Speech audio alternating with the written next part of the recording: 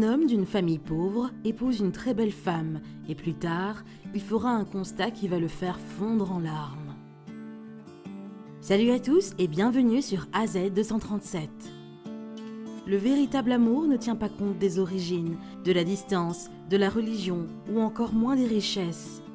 Le vrai amour, c'est d'être ensemble dans la joie, tout partager avec son partenaire, se comprendre, s'épauler mutuellement. C'est l'harmonie. Malheureusement, dans notre société, le plus souvent, les gens sont plutôt intéressés par la situation économique, l'emploi et l'apparence du partenaire que par ce qui est vraiment important, c'est-à-dire l'âme et la capacité d'aimer. Aujourd'hui, la vidéo racontera l'histoire d'un homme fauché qui va épouser une fille d'un milieu social différent du sien et avec qui il vivra le parfait amour. Avant de commencer, voici la question du jour. Plus vous en retirez et plus je m'agrandis, mais je serai comblé si vous en rajoutez. Qui suis-je ?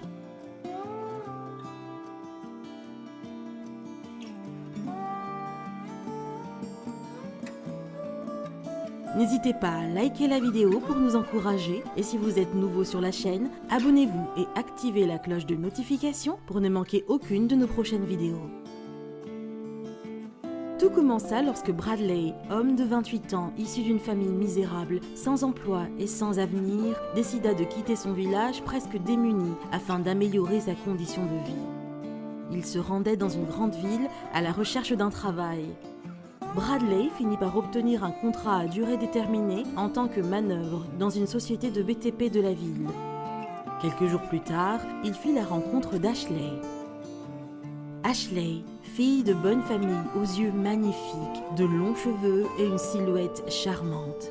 Mais surtout, l'homme fut profondément marqué par son caractère et sa personne intérieure. Elle était sympathique, gentille et noble. Il est instantanément tombé amoureux d'elle et lui a rapidement demandé de l'épouser. Après leur mariage, le temps a passé, mais les membres de leur famille ainsi que leur entourage ne cessaient de manifester leur mécontentement et leur désaccord. Le couple était jugé et critiqué par leurs proches et amis qui se disaient « Comment une si jolie fille noble, distinguée peut épouser un pauvre homme d'un milieu social aussi bas ?» Cependant, au bout de quelques années, le contrat de travail de Bradley arriva à son terme. L'homme décida alors de rentrer dans son village. Sa femme, bien qu'ayant vécu toute sa vie dans la ville, ne connaissait rien de la campagne sans aucun doute, mais décida de suivre son mari. Le couple se mit donc à travailler dans les champs afin de subvenir à leurs besoins. Mais après quelques semaines, l'homme remarqua que sa femme était trop fragile pour les travaux champêtres et il lui demanda de souvent rester à la maison, disant qu'il ferait tout pour lui donner le meilleur possible. Au début, la femme s'y opposa, disant qu'elle était de la famille et en tant qu'épouse, elle se devait de soutenir son mari en toutes choses. Finalement, par amour pour son conjoint, elle s'inclina et se laissa convaincre.